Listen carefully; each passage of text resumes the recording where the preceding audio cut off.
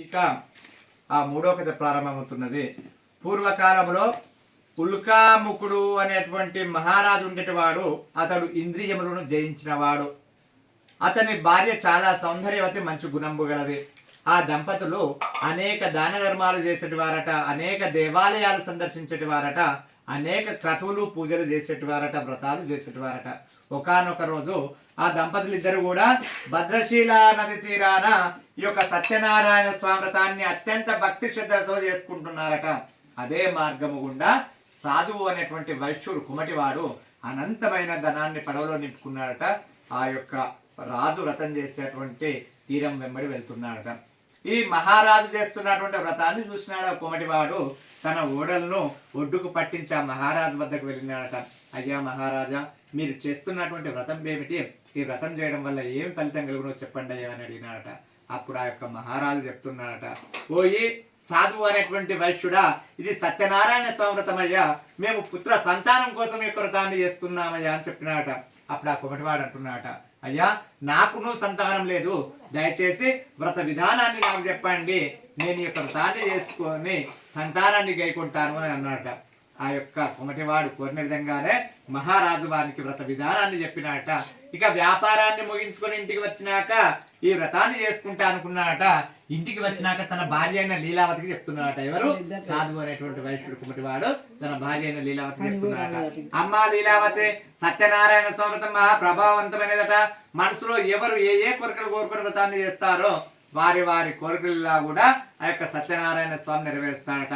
ఈ యొక్క వ్రతాన్ని చేసినట్లయితే సంతానం లేని వారికి కూడా సంతానం కలుగుతుందట.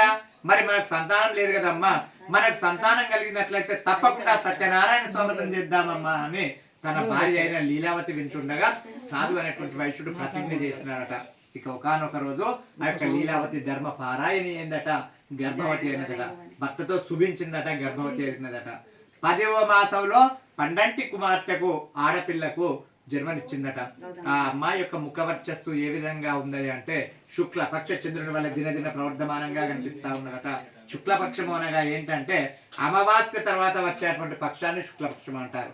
అమావాస్య నాడు చీకటిగా ఉంటుంది, చంద్రుడు కనిపించడం. మరునాడు లేదు మర్నాడు కొద్ది కొద్దిగా చంద్రుడు కనిపిస్తాడు. రోజు రోజుగా వృద్ధిగా అయి మనకు పౌర్ణమి నాటికి నిండుగా గుండ్రగా కనిపిస్తాడు. ఈ అమ్మాయి కూడా శుక్లపక్ష చంద్రుని వల్లే దినదిన ప్రవర్ధమానంగా పెరుగుతున్నదట. అప్పుడు ఆ అమ్మాయికి కళావతి అని పేరు పెట్టుకున్నారట. అల్లారు ముద్దుగా పెంచుకుంటున్నారట. షావుకారమ్మ లీలావతి అంటుందట షావుకారుతో, ఏమయ్యా షావుకారి, మరి మనకు సంతానం కలిగితే సత్యనారాయణ స్వామి వ్రతాన్ని చేస్తా అన్నారు కదా, సంతానం కలిగింది కదా వ్రతాన్ని చేయండి అయ్యా అన్నదట. అప్పుడు అతను పిసినారి షావుకారి కాబట్టి, అమ్మ ఇప్పుడు ఎందుకమ్మా, అమ్మాయి వివాహకాలంలో చేసుకుందామని చెప్పేసి ఆమెకు బదులు చెప్పినాడట. ఇక వ్యాపార నిమిత్తమే పట్టణంలోనికి వెళ్ళినాడట. ఇక వ్యాపారాన్ని ముగించుకొని ఆ యొక్క షావుకారి ఇంటికి వచ్చేసరికి అమ్మాయికి యుక్త వయసునగా పెళ్లిడు వచ్చిందట. అది చూసినటువంటి ఆ యొక్క షావుకారి ఒక దూతను పిలిచినాడట. నీవు వెళ్ళి మా అమ్మాయికి తగిన ఈడు జోడైనటువంటి పెళ్లి కుమారుని తీసుకొని రమ్మని చెప్పగా ఆ యొక్క దూత కాంచన నగరానికి వెళ్ళినాడట. అన్నిటా యోగ్యుడైనటువంటి పెళ్లి కుమారుణ్ణి, వైశ్య పెళ్లి కుమారుణ్ణి తీసుకొని వచ్చినాడట. వారిని చూడగానే ఈ యొక్క షావుకారి చాలా సంతోషపడినాడట. ఆహా, వీడు నా యొక్క కుమార్తెకు తగిన ఈడు జోడని భావించి తన కుమార్తెనిచ్చి అంగరంగ వైభవంగా వివాహం జరిపించినాడట. ఆ సంభరంలోనున్నవాడై అంటే కోరుకున్నట్టుగా అల్లుడు దొరకగానే ఈ యొక్క సత్యనారాయణ స్వామి వ్రత విషయాన్ని పూర్తిగా మర్చిపోయినాడట. అంగరంగ వైభవంగా వివాహం జరిపించినాడట. ఇక ఆ యొక్క కొత్తగా పెళ్ళైనటువంటి అల్లుడిని తీసుకున్నాడట. వ్యాపారంలో బహు నిపుణుడైనటువంటి యొక్క షావుకారి పడవల నిండా ధనాన్ని నింపుకున్నాడట. ఇక వ్యాపార నిమిత్తమై పట్టణంలోనికి బయలుదేరి వెళ్ళినాడట.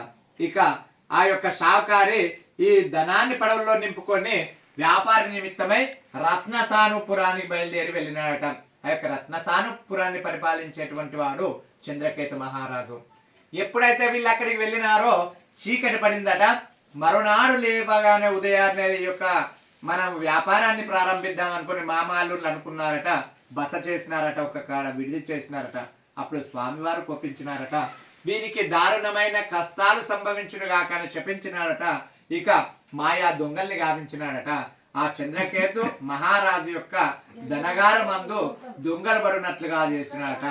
ఈ మాయా దొంగలు ఆ దొంగిలించిన సొమ్ములన్నీ కూడా మూటలు కట్టుకొని పారిపోతా ఉన్నారట. ఇక వీరిని పట్టుకోవడానికి రాజభటులు వెంబడిస్తూ వస్తున్నారట దొంగలను. నలుమూలల వచ్చేసరికి దొరికిపోతామని భావించినటువంటి ఆ యొక్క దొంగలు ఎక్కడైతే కొమటి వాళ్ళు బస చేసినారో విడిది చేసినారో వారి వద్ద ఈ దొంగిలించినటువంటి మూటల్ని ఆ యొక్క రాజభటులు వచ్చేసరికి విడిచిపెట్టి పారిపోయినారట. ఇక రాజభటులు వచ్చేసరికి కొమటి వాళ్ళ దగ్గరనే ఈ మూటలు ఉండడం చూసినటువంటి ఆ యొక్క రాజభటులు కొమటి వాళ్ళని దొంగలుగా భావించినారట. ఇక వారిద్దరిని బంధించినారట. ఇంకను వారు వ్యాపార నిమిత్తమై తీసుకుని వచ్చినటువంటి ధనాన్ని కూడా స్వాధీనపరుచుకున్నారట. మహారాజు వద్దకు తీసుకువెళ్ళినారట. అయ్యా మహారాజా, దొంగలను తీసుకుని వచ్చినాము, దొంగిలింపబడ్డటువంటి సొమ్ములు తీసుకుని వచ్చినాము, ఇక విచారించి తగిన శిక్ష విధించండి అయ్యా అని మహారాజును అడిగితే మహారాజు ఏమి విచారింపగానే వీరిద్దరిని చెరసాల యందు బంధించండి అని చెప్పేసి ఆ యొక్క భటులకు ఆజ్ఞాపించినట. ఆ యొక్క కొమటివాన్లు అంటున్నారట, అయ్యా మేము దొంగలం కాదు, వ్యాపార నిమిత్తమై వచ్చినటువంటి షావుకారులమే అని చెప్పినా గానీ కొమటివాన్లం అన్నా గానీ వారి మాట వినేవారు ఎవరు లేకపోయినారట. ఇక వీరిద్దరిని ఆ యొక్క చెరసాల్లో బంధించినారట. ఈ విధంగా ఇక్కడ ఉంటే ఆ షావుకారు ఇంటికాడ దొంగలు పడినారట, సర్వం దోచుకొని వెళ్ళినారట. ఇక భిక్షాటనకు వెళ్ళి వస్తేనే వారికి పూట గడుస్తున్నదట. ఇక కళావతి భిక్షాటనకు వెళ్ళి వస్తుందట. ఆ లీలావతి మనోవిచారాలు ఎక్కువై ఆమె మంచాన పడ్డదట, ఆరోగ్యం క్షీణించిందట. కళావతి భిక్షాటనకు వెళ్ళి వస్తేనే వారి పూట గడుస్తుందట. ఒకనొక రోజు ఈ యొక్క కళావతి భిక్షాటనకు వెళ్ళి వస్తుండగా ఒక బ్రాహ్మణుంట సత్యనారాయణ స్వాగతం జరుగుతుండగా చూసినదట. అక్కడికి వెళ్ళి కూర్చున్నదట. పూజ పూర్తయ్యే వరకు ఉన్నదట. తీర్థ ప్రసాదం తీసుకొని ఇంటికి ఆలస్యంగా వచ్చిందట. ఇంటికి ఆలస్యంగా వచ్చినటువంటి ఆ యొక్క కళావతిని తల్లి అయినటువంటి లీలావతి మందలిస్తుందట. ఏమమ్మా కళావతి, ఇంత పొద్దుపోయే వరకు ఎక్కడున్నావమ్మా, ఇది వరకే మన ఇంట్లో దొంగలు పడినారు కదా అని చెప్పేసి ఆ యొక్క కళావతిని తల్లి అయిన లీలావతి మందలిస్తున్నదట. అప్పుడు ఆ యొక్క కళావతి వినయంగా చెప్తున్నదట, అమ్మా నేను భిక్షాటనకు వెళ్ళి వస్తుండగా ఒక బ్రాహ్మణ సత్యనారాయణ స్వాగతం జరుగుతుండగా చూసినాను, అక్కడికి వెళ్ళి కూర్చున్నాను, పూజ పూర్తయ్యే వరకు ఉన్నాను, తీర్థ ప్రసాదం తీసుకుని వచ్చినానమ్మా, అందుకే నాకు ఆలస్యమైందని చెప్పగానే అది విన్నటువంటి ఆ యొక్క లీలావతి చాలా సంతోషపడిందట. తాను కూడా సత్యనారాయణ స్వాగతాన్ని చేయాలని నిత్యానికి వచ్చినదట. మర్నాడు ఉదయాన్నే ఆ బంధువులను బ్రాహ్మణులు పిలుచుకున్నదట. అత్యంత భక్తి శ్రద్ధలతో సత్యనారాయణ స్వాగతాన్ని చేసుకున్నదట. స్వామి వారిని వేడుకుంటున్నదట. స్వామి, నా భర్త మా అల్లుడు ఇద్దరు కూడా వ్యాపార నిమిత్తమై చాలా సంవత్సరాల క్రితం వెళ్ళినారు, ఎక్కడున్నారో తెలియదు, వారిద్దరు కూడా క్షేమంగా ఇల్లు చేరినట్లు వరమియ్యండయ్యా అని వేడుకున్నదట. అప్పుడు స్వామి సంతుష్టుడైనాడట. ఎందుకంటే షావుకారు చేస్తానటువంటి వ్రతాన్ని షావుకారం చేసింది, ఇప్పటికైనా చేసింది అని చెప్పేసి సంతోషపడి అదే రోజు రాత్రి ఆ యొక్క చంద్రకేతు మహారాజు కలయందు సాక్షాత్కరించినాడట. ఓయ్ మహారాజా, నీ చెరసాల్లో అన్యాయంగా బంధింపబడి ఉన్నటువంటి ఆ ఇద్దరు కోమటివాన్లు షావుకారులే, కోమటివాన్లే, వ్యాపార నిమిత్తమై వచ్చిన వాన్లే గాని దొంగలు కాదు. వారిద్దరిని రేపు ఉదయాన్నే విడిచిపెట్టుము, లేదంటే నీవు సర్వనాశనం అవుతావు, నీ యొక్క రాజ్యం అష్ట కష్టాల పాలవుతుందని చెప్పగానే ఆ మాటలు విన్నటువంటి ఆ కళను కాంచినటువంటి ఆ యొక్క మహారాజు మరునాడు ఉదయాన్నే మంత్రులను పిలిచినాడు, పురోహితాదులను పిలిచినాడు, సభ చేసినాడు.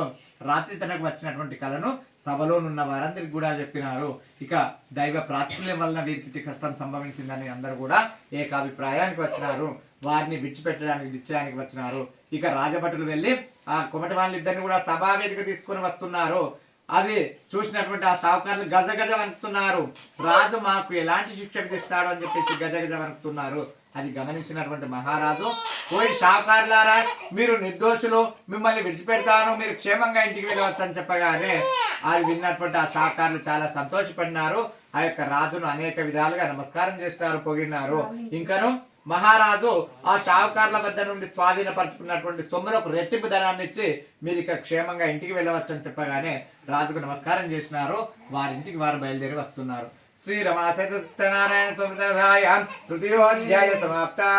శ్రీరమాసైత సత్యనారాయణ స్వామి భగవానికి జై. కొబ్బరికాయ కొట్టండి.